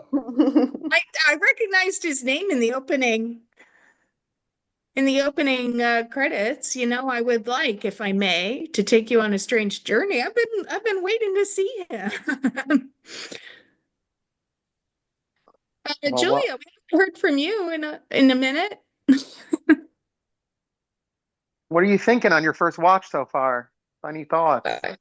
I'm like in the sun. It's so bright. I think it's great. I think it's really interesting because I was feeling like there was a lot of things that were kind of confusing about like the fat shaming and the rich prostitute. Like, how does it all tie in? But it's really just baseball references. And I love that they're having so much, like you said, they're having so much fun. And I feel that with every Shelley Duvall fairy tale theater episode. You just feel like everyone's like having a good time. And then hearing Derek's father's experience and the princess who never laughed, that was just like a confirmation that it was just like a really amazing experience. And Shelley was so involved, unlike other producers. So they just all had like a sense of community and connection that you really feel when you watch these episodes. I love that. I agree. Jennifer Beals said she did an interview once where they watched like Cinderella. And she was like, Shelley took such good care of us. And she had a huge crush on Matthew Broderick at the time, but she really spoke really highly of Shelley. Oh, I remember that clip. She was like, "Oh, look at us. We're Yeah. like babies. Look at us." Yeah. When Eric and I met Leslie Ann Orange, she just went, "Dancing princess." She just lit right up. Like, and I think it's something that like every store has such a loves it. good memory. They have such a good they have such good memories of working with Shelley, and I feel like it's not something that they're asked about a lot. Yeah. Because everyone usually asks about like their bigger roles or their bigger films, and so when they're asked about fairy tale theater, they just speak of it so fondly. They do. It seemed like, what was it, Ellen Barkin too, when she did, she was asked about it. It's like, it lights them up. They just feel like it's very nostalgic for them. Yeah. That's so true. All right. I'm sorry. As much as I love this, we do need to keep going. Let's go We wrap need to this finish up, it. and then we'll give our final thoughts. Okay. And the widow has named her final price on the stadium. $1 million. Now I intend to get it. I don't play to lose. Sir, how are you going to raise that kind of money? Simple, bonehead. I'm going to place a huge bet with my bookie, Mick the Geek, on the championship game. I am wagering my entire empire on the Boston Bean Eaters. But sir, the Hogs will beat the Boston Bean Eaters, because Casey... I have considered our friend Casey Frank.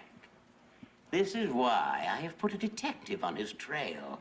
I've found out something very interesting. It seems that Casey Frank meets Pop Gum before every game. Gum gives him some kind of potion in a small brown bottle. Then Casey puts the potion on his bat while he's on deck. It is my belief that without Pop Gum and his potion, mighty Casey will strike out.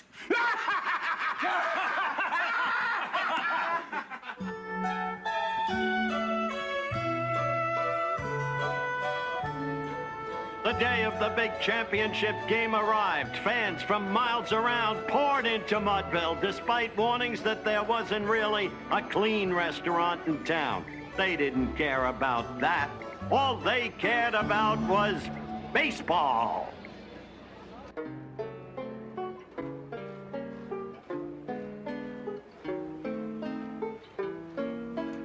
Pop, excuse me just for a second, Pop. You know, Mr. Undercroft has this theory. You know, I don't quite agree with him. It has to do with mud wrestling. You know, it's particularly interesting to some people. Marty, we're going to have to delay the start of the game. Have you flipped your wig, Casey? I mean, this crowd is already out of control. We can't start without Pop Gum. Would you lighten up? I know Pop Gum is your pal, but he doesn't have to be here. Oh, yes, he does. Oh, what is it? He has some kind of magic potion he rubs on your bat and you hit a home run? No, nothing like that. Look, Marty, let me talk to the organist. Maybe I can buy some time. Vilma, we got to delay the start of the game. Do you know something that can calm these people down?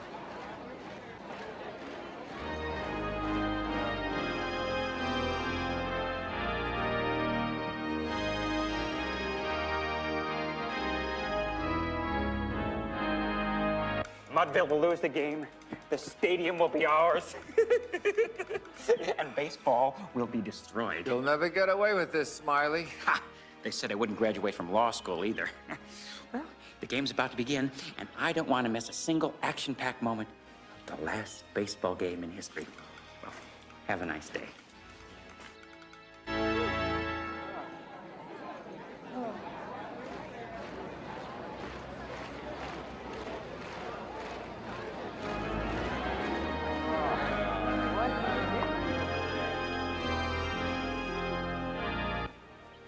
Oh, Slider, boy, am I glad to see you.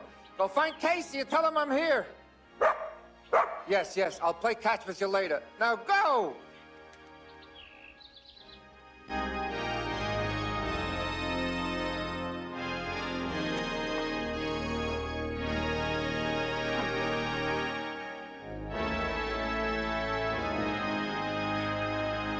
Casey, We can't delay the game any longer. We've been playing that song 30 times already. I mean, the people are starting to make up their own lyrics. Marty, we can't start with that. Slider. Slider. Where's Pop? What? Pop's tied up in the woods? And Boss Underclaw's gonna try to buy out the stadium? Good boy. Good vocabulary. I'll be right back, Marty.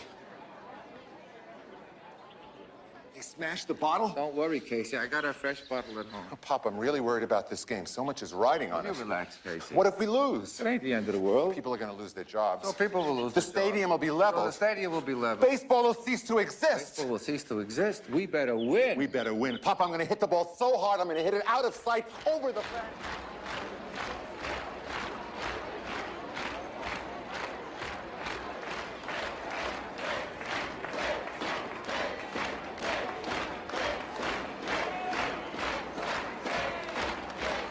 Well, I guess I don't have any choice. Casey or no Casey, we gotta start the game.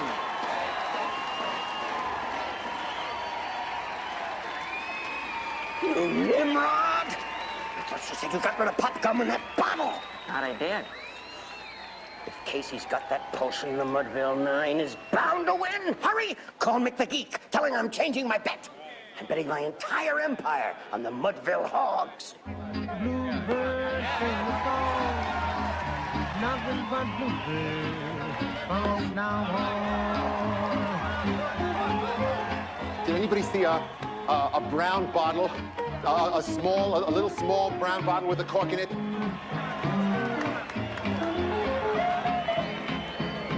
Well, it's the ninth inning. You're in, and Mudville's behind 4-2. With but one inning left to play. And then, when Cooney died at first and Barrows did the same, a sickly silence fell upon the patrons of the game. Yeah, well, it didn't look like we'd see Casey Frank this inning. For Flynn preceded Casey, as did Jimmy Blake. The former was a Lulu, the latter was a cake. Flynn let drive a single, to the wonderment of all. Blake, the much despised, tore the cover off the ball. And when the dust had lifted and the men saw what had occurred, there was Jimmy safe at second, and Flynn a hugging third. All right, Casey, you're up. Did anybody see a brown bottle? Did anybody see that? Yeah, I hope you don't mind, Casey, but I sort of drank it. You what? Georgie, didn't you know what was in that bottle? Well, it tasted a lot like beer, but it was less filling. Casey, you're up. And Casey, mighty Casey, is advancing to the plate.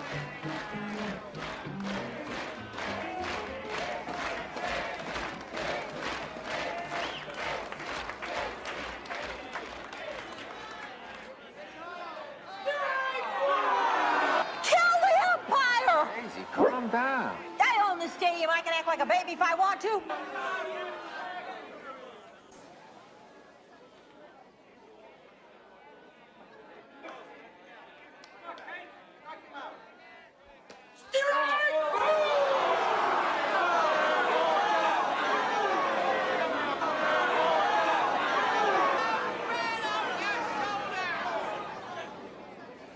Not my style.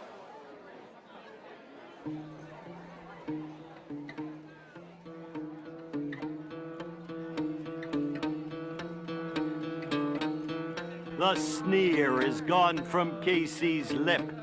His teeth are clenched in hate. He pounds with cruel violence his bat upon the plate. And now the pitcher holds the ball. And now he lets it go. And now the air is shattered by the force of Casey's blow.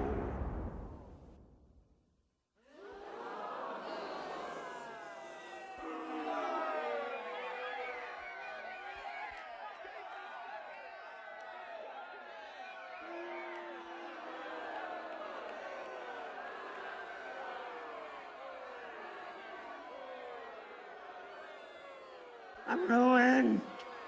My entire empire is lost! Oh, know somewhere in this favored land the sun is shining bright. The band is playing somewhere, and somewhere hearts are light, and somewhere men are laughing, and somewhere children shout. But there is no joy in Mudville. Mighty Casey has struck out.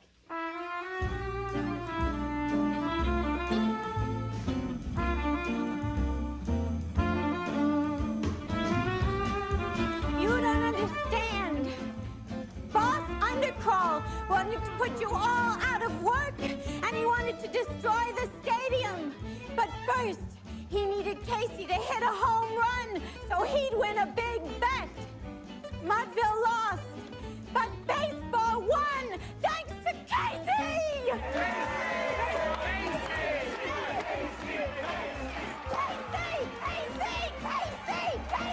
Who's a little hydrant? I am. Who's a mindless tangerine? I am. And who's broke? We are. And whose fault is it? Mine. You little Nimrod. Yeah. You little bonehead. You subverbal crouton. Yeah. You gluttonous little bonehead ding-dong. Yeah. And whose fault is it? That's right. It's your fault.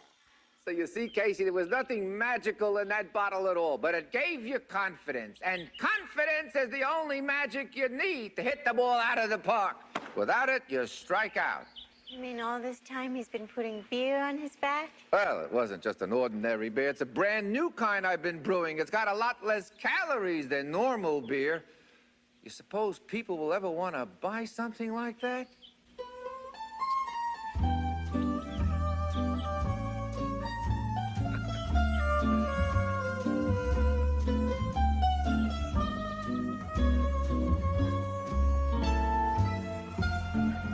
So, thanks to Casey Frank, modern baseball and all its traditions live on until this day. Well, the rain has stopped out there. Let's play ball. Swing and a miss.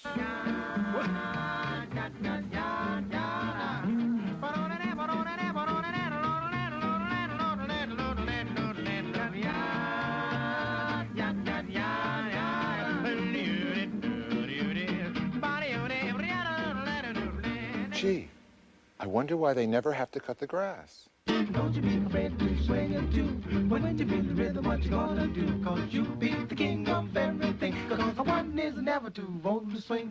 Don't you be shy and afraid you can. If you're over 30, that's a killer jack. Cause you be the king of everything. Cause one is never too old to swing. Now let me tell you about my mom and pop. They do the boogie woogie by the clock. They turn the radio. So that's he's also a a wrap. dog. He's also a what, Melina? He's also a dog whisperer. Yes. He owns his dog is also Lassie. Yes. Down And the Timmy well. also fell down the well. Oh God, guys, that was so fun. I really had fun It was with it. so fun. That was really cute. You know, I was trying to remember how this went, and it's really cute that they added in this storyline about the evil boss so that they can still spin it and make it a happy ending. Yeah. He's still the hero. I knew someone was going to drink it. I just knew that was going to happen. Kind of missed the point of the poem there. Like he's a hero. No, that wasn't the point of the poem. But I mean, Yeah, it was fun. the poem literally covers that very last final section. That is it. But it's certainly not Casey Saved the Day. What planet was Carol Kane on? Yeah, watch the Disney one. It goes more with the arrogance thing. Yeah, I need to. I remember that vaguely. Thank you for reminding me. But I just went, and if anyone's interested, the last act pretty much quoted the poem word for word with "kill the umpire" and "not my style," and that's straight from the poem. But I still kind of feel like they kind of missed the point, or maybe not miss the point. That's the wrong way to say it, because of course Shelley knew the point. It's more they changed it around to be a little more positive, I guess. But That's how I took that. The beer Said was I like the love this placebo episode. effect. Yeah, what's with the Dumbo thing? We didn't need the magic I feather. think it's like his confidence was inside him all along. I think it's like one of those things. Oh yeah. Did we need it though? I mean, I guess they wanted to have like a cute, like moral for the kids, I guess. Like you need confidence and Yeah. I guess. I have Cute. confidence in sunshine. Yeah, I just kind of didn't. Did we need the little Dumbo magic feather thing? I don't know. That part I wasn't on board with, but I have to How are you admit I supposed to still talk like about this baseball without beer? They had to Excellent. sneak away with the beer. Yeah, they had to sneak the beer in somewhere. Yeah, they had to sneak it in there because, her dad was brewing a new lager of some sort. Do you think people will drink Bud Light. this? Bud Light. Yeah. Bud Light. Yeah. I love it. It's cute. It's very cute. I like the implication that Casey is now some sort of a deity of baseball, hovering in the skies over stadiums. Yeah, up in the sky. How come they You never could have say to, he's an they never have to angel mow in the the lawn? outfield. An angel in the outfield. I can't. and they were probably in California, just saying. What is it? Isn't it the LA Angels? Oh yeah. Mm-hmm. I'm not In that big of Anaheim. a baseball fan, but even I know that. Yeah, most things for fairy tale theater were filmed in California. So Yeah, that's what I thought. I went with Sleeping Beauty. That one seemed to have a bunch of New York stage actors, but everything else but seemed to be LA. but I think a lot of these are also they did some of these in Canada. I think some of these were also in Canada, I think. I know that Canada they definitely was Pied Piper, but yeah. Yeah, it's cheaper to film in Canada. Yeah. Looks beautiful. Pied Piper was the only fairy tale theater shot up there. I don't know if any of Tall Tales was, but granted, I don't know much about Tall Tales. Yeah, I don't really either. I didn't really follow them as much. We know waving her flag. Well, we know Johnny Appleseed was in California, right, Derek? That your dad was in it, so. Yes. Yeah, my guess is most of Tall Tales would have been in California, give or take one or two. Wasn't Sleepy Hollow filmed somewhat on location? Didn't they go outside for that, or am I dreaming? They did go in the woods. They did go in the woods. Okay, but that could have been the woods in California for all I know. And it almost looked like they were using like Cinderella's house. Like it kind of looked like a little bit in Legend of Sleepy Hollow, a little bit kind of looked like that. Different conversation, I guess. But glad I picked this episode. This was the one I picked when Eric asked me which one of Tall Tales I wanted to do, because I always remembered liking this one, and I still do. There's still some issues with it, but overall I've always liked this one. I always kind of found it kind of charming, and I've always liked the poem. So thanks everyone. Why don't we I go love around the two and leads. why don't we go around and do like a little what would you rate this on a scale of 1 to 10 like we do for the fairy tale theater episodes? Let's go around. We'll start with you, Derek. I'm putting you on the spot. This was a really good one. I'm giving this a solid 8. Ooh. The cast was great. The story was really cute. Elliot Gould was marvelous in this. I have to confess, I've never thought he was a very good actor, but when he's given something like this, he does really well. Right now.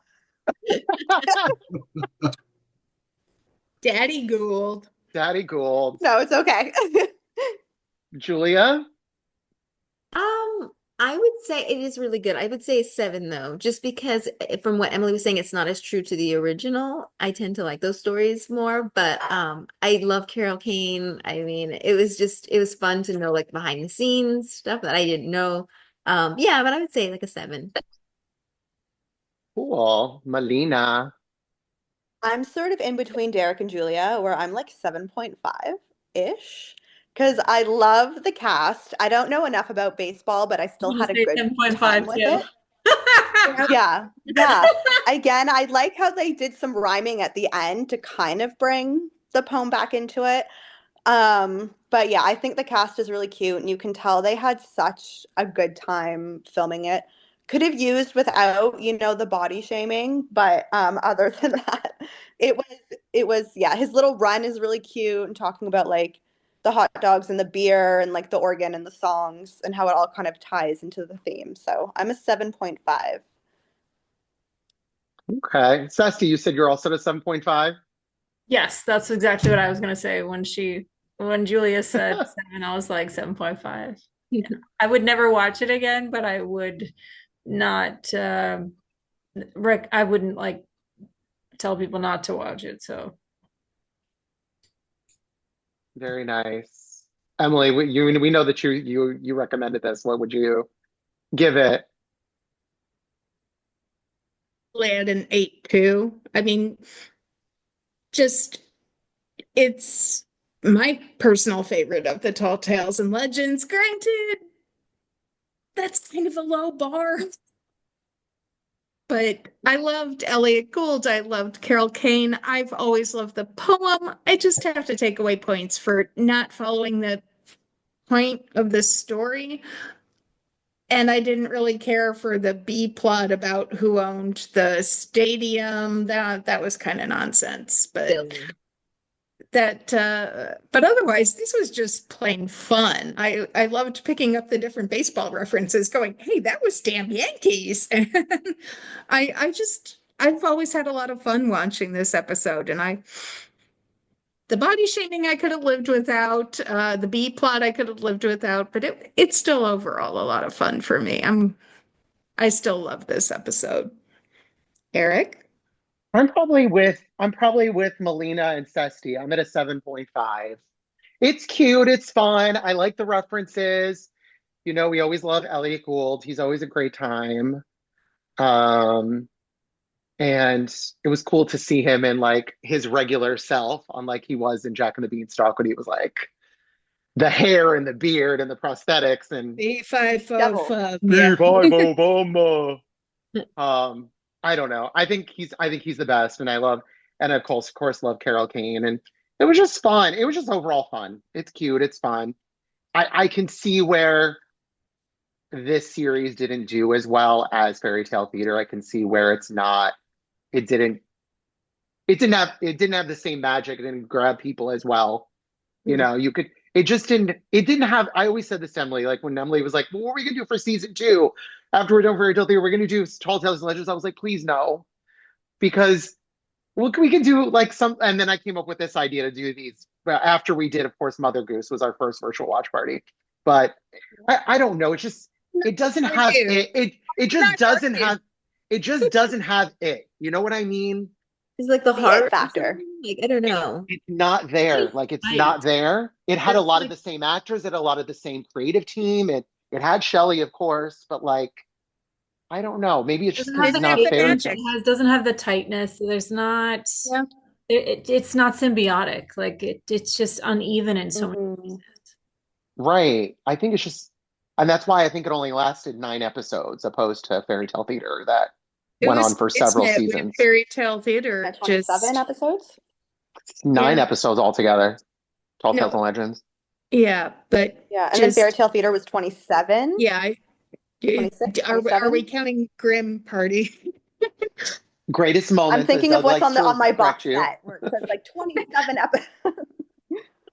Yeah, Melina. Yeah, it's true. It just didn't have it. It didn't have. I mean, I guess you can only strike gold once, So. I mean, little bit of a spoiler alert, but Eric and I had the opportunity to talk to one of the producers of Fairy Tale Theater, and we Fred talked Fuchs. about Tall Tales and Legends, and he was the first to go, wasn't the lightning in the bottle that Fairy Tale Theater was. It just, Fairy Tale Theater was Do you think kismet. that, yeah. Do you think that also maybe with the Tall Tales and Legends, since they were mostly American and not everyone would know the stories? Because I didn't know some of them. So maybe That's an that's interesting why. Because theory. fairy tale, well, that's because fairy tales are like worldwide. Everyone knows Snow White, everyone knows Sleeping Beauty. But when you say like Casey at the Bat or like Johnny Appleseed or Ponce de Leon, it's like I'm not too sure. I've heard of Melina, those. Maybe I'd it's say just because it's that's a fair theory, but let me counter that. As an American who knew every single one of these legends, I didn't like the series. okay. It just didn't have the same magic as Fairy Tale Theater. Fair. It Do you just feel like it didn't. was more rushed? Like production was more rushed and maybe. I can't explain it. I Okay. can't. Yeah. And Because they we went right talked to into Fred this. Fuchs. They went right into this from Fairy Tale Theater. So We talked to Fred Fuchs and he couldn't quite explain it either. He's like, we had the same Yeah. creative people, we had the same Yeah. quality. some of the He same just, sets, yeah. yeah, he's going, I can't quite explain it either, but he agreed that it didn't have the sparkle that Fairy Tale Theater did. It just might be And like then with when there's yeah. like, like a sequel to like a really big movie that it maybe Mm. doesn't. There's so many examples of sequels to really big movies that were like, Yeah. you Just know. kind of reminds me of Jim Henson's Storyteller series because, like, I tried so hard to get through those and I just couldn't get through them. And I read three books about Jim Henson, and he talked, and the biographer talked about all the issues they had with the scripts and with the directors and everything. And I just feel like that made it uneven. And I just feel like this is just uneven. There's no tightness. I mean, I've only seen the only one I've ever is the Clementine one, and I actually enjoyed that better than this. But I think that's because I just love Shelley, and I just thought it was hilarious. All I knew was the song. I had really nothing going into it, and so whereas this one, like I've seen that Disney one and everything. So yeah. I admit I've never seen Clementine, so I've got zero opinion Oh, on that's a it. good one. We'll have to do Cute. that one because it's cute. It's a Yeah, cute and the one. little jokes are hilarious. I'm not anti Clementine. I just haven't seen it. Every time I wanted to sit down and watch Tall Tales, for some reason it was Pecos Bill. I've seen Pecos Bill like 27 times and I never liked it. And I've So never seen that one, so and I don't think I will Me now. you Thank don't need you. to. No, the one I remembered really liking was Casey at the Bat. So thank you everyone for humoring me to watch this one. Yeah, thanks everyone for joining us. Next time our next one is going to be probably in the summer when we wrap up Fairy Tale Theater. We're going to do a Grim Party kind of Yes. virtual watch party. So that'll That's be gonna be fun. really Maybe everyone should dress up. That would be Stop, cute. Eric. That would be so cute. Get like fairy Eric's gonna wings like wear Shelley a wore. Get some crown. pink Like fairy everyone did wings. at Grim Party, like wear a crown or that'd be so Oh, cute, guys. oh God, you're such a dork. We could have our I own totally Grim would. Party. Depending on what it is, I'm gonna be in Ontario too in the summer. So that's where all my like fun stuff is. So I can You know what we definitely should wear do? like a party dress. We should all tell Eric that we're gonna dress up and just let him show up in a wig. And then not dress up. Exactly. And I would be in like makeup and Lord Farquaad hair and We're all dressed up like Sleeping Yeah. Beauty. It'll be perfect. Like they did with that Reese Witherspoon movie. Exactly. And they told her to dress up, and then no one was dressed up. Yeah. Oh, and everybody, tomorrow we've got a new episode of the podcast premiering with Julia. So excited. where we talk about Rumpelstiltskin. Rumpelstiltskin. Yes, it's And going to she be did great. a great job. It She drops did a in a great few, job. it drops in a few hours. It drops at midnight Eastern Standard Time. So Yeah. check so it out. She did a great job. Shelley's We had so a lot of pretty in that fun. episode. Thank you. You're I very mean, she's always hospitable. pretty, but she's extra pretty in that episode. So Oh, pretty in that Shelley. episode. Oh yeah. So Yeah. pretty. And that We talk was about a that. hard one, at least for me personally, because that was the first time I watched a Shelley performance and she passed, and Julia and Eric held my hand through it. So Oh, I Eric is understand. literally with I you. still haven't really watched anything of Jenna's, so I've been like, yeah, do I, do I you not? know, Yeah, I I remember when understand. we did Pinocchio, it wasn't that long after Paul had passed away. Oh, That yeah. one that one was hard, but I mean there's Paul who I peripherally knew, and then there's Shelley whose number is still sitting in my cell phone. Oh. That one hurt, but very proud of Rumpelstiltskin. I hope everyone listens to it. Julia did a great Oh, job. I'm so excited. It's also such a fun episode too, because it was like the second one. Wasn't it Yeah. the second one to drop? We had a lot to say. Don't worry. We did. Okay, yeah. I can't wait to hear Don't about the worry. cartoon castle. We talk about all the things that you're probably thinking of because oh God, Okay. that's an interesting episode for sure. Oh, I'm so excited. All right, guys, this was super Everybody. fun. Thank This was so much fun. Thanks for joining us. Have a good night, everyone. You Bye. too. Thanks. And Good remember night. to live happily ever after. Yes. Bye. You're so cute. Bye.